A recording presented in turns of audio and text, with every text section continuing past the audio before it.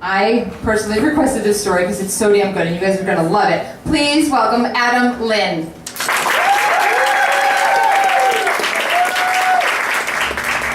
I was sitting at my kitchen table, plowing through John Kennedy Toole's Confederacy of Dunces, the 3-volume Braille edition, and there was a knock at my door. I was surprised because I wasn't expecting anyone, and it was 1 in the morning. But I was living in a small town. I went to the door, opened it up, and there's my best friend, Ryan Fox. Always funny, always loud, but he's quiet. He's shaking. I think he's about to start crying. I said, Ryan, what's wrong? I bring him in, I sit him down. Then he spoke the words that would change our friendship and possibly our lives forever. They got sex tapes of me, and they're going to have a listening party.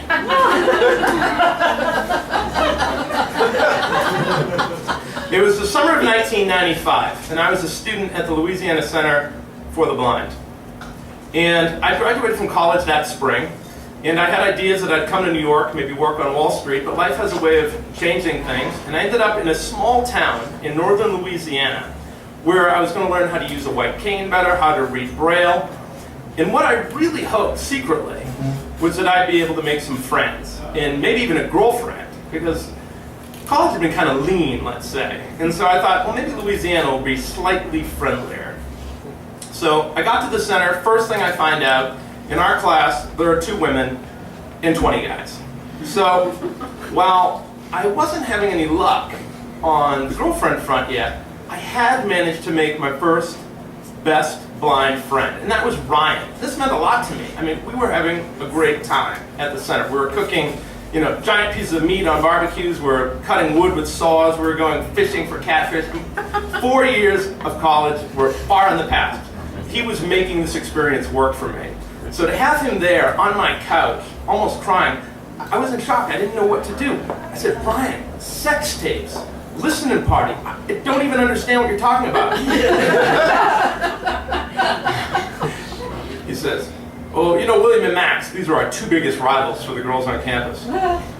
They got themselves a scanner. They're real popular here in the South, and you can overhear police conversations, fire department, and apparently cordless phone calls.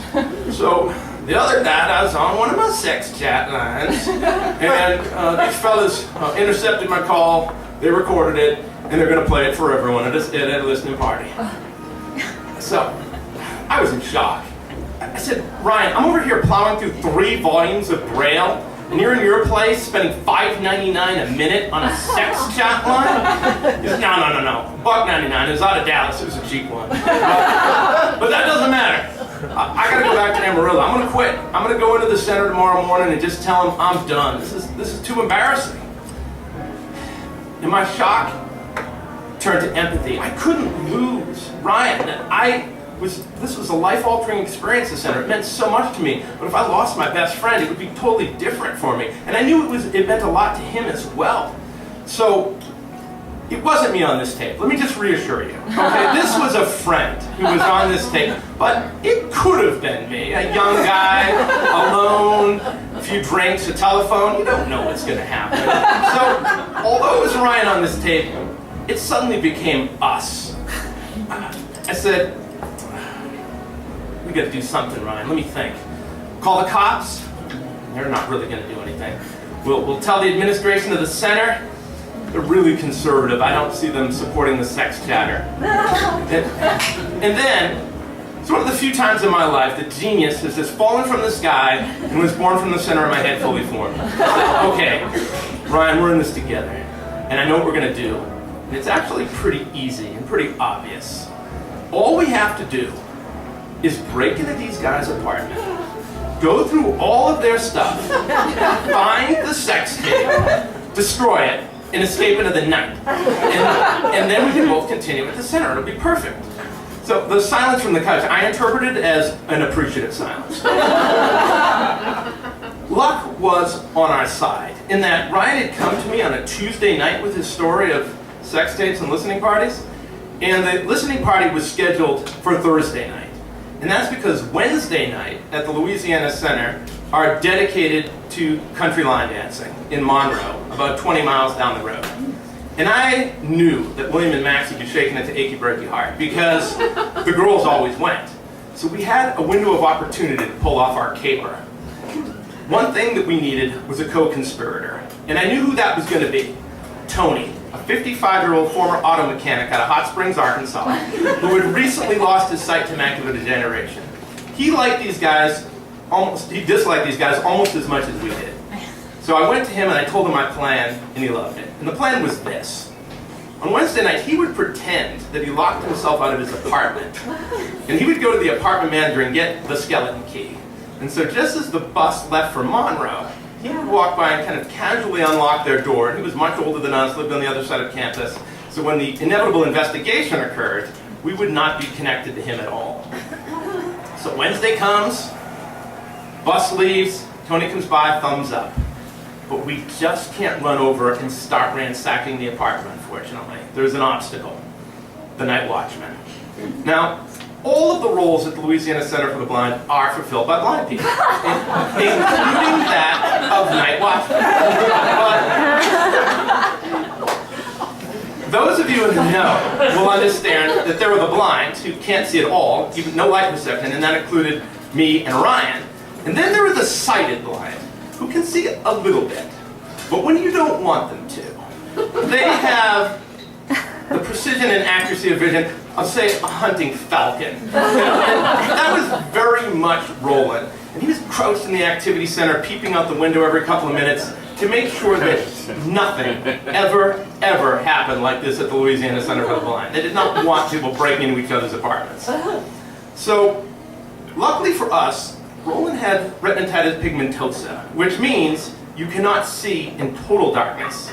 So what we had to do was wait till it was pitch black, but not wait so long that they returned from Monroe and caught us in their apartment. So we had this agonizing, hours-long wait in my apartment, trying to figure out if it was dark out or not. And our hearts were pounding, and our hands are sweating. And it may sound like a collegiate prank, but these guys are actually older than us, and one of them was a former Louisiana cop who had lost his sight in a hunting accident. And he had a gun in his apartment, which I had felt. So we were scared. We needed to do this, but we were scared. And we had our sweatshirts turned inside out so there'd be no glare. We had black sweatpants. We were going to put socks on the end of our canes to act as sound condoms. And we really thought this out. And finally we couldn't wait any longer. And we slip out, we cross the parking lot. I'm ready for a helicopter, sirens, gunfire. We get over to the door, it opens, we slip in, we close it behind us. It's amazing how frightening it is being in an apartment when you're committing a crime. And luckily for us, the apartments are pretty small. And we start looking around, we quickly find the stereo, we find these racks of cassette holders. I had brought a boombox with us for the purpose. We start popping tapes in one at a time. Garth Brooks, Clint Black, Tim McGraw, Boys to Men. I'm like, who are these guys? Then my hand drops onto the very familiar chunky outline of a Maxell cassette case. And I say, oh, I know a mixtape when I feel it. This is definitely a do-it-yourself job. I pop it in, Ryan's voice fills the apartment. I'm gonna slip you out them tight Wranglers and take my fingers. Okay, this is it. We take it out.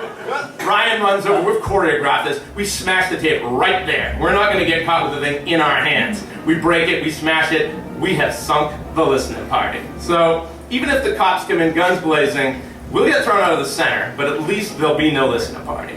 We go to the door, we listen, I hear a car coming, it passes, I said, we gotta run. We run out, I almost break my leg on this pipe fence that's around the parking lot. We scamper across, we get to my place, we close the door behind us, we're free. We got away, we sunk the listening party, and we never got caught. So, the next day, after classes, I go get a 6-pack of beer, go by Ryan's, I'm walking up the path to celebrate, and I hear him talking to someone in his place, and as I get closer, it sounds like a girl's voice. I'm like, oh, that's funny. What, he got a speakerphone in there or something? I knock on the door. It takes him forever to get to the door. He finally comes over, opens it up about 3 inches. I said, hey, what are you doing? He said, oh, you know, I got Tracy over here. I'm telling her about our little exploit last night, and she's pretty impressed. And as he's closing the door in my face, he said, you might want to go over and tell Doreen about it. She's pretty interested. So I did. And she was pretty interested. And so not only did we sink the listening party and continue at the center with my best friend, but we also came out of the whole thing with girlfriends as well. So I went to Louisiana to get the skills with a white cane and how to learn Braille and hopefully going to make a few friends. And I did make friends that are still my friends 20 years later. What I didn't know is the skills that I'd need to make those friends were breaking and entering, destruction of property, and the sinking of a sex party. Thank you very much. I'm going to reveal something to Robin. Although she's known me for 10 years, she probably doesn't know that I share a celebrity birthday with someone. And you might want to tell Auntie Robin that I'm born on March 14th, the same day as Billy Crystal.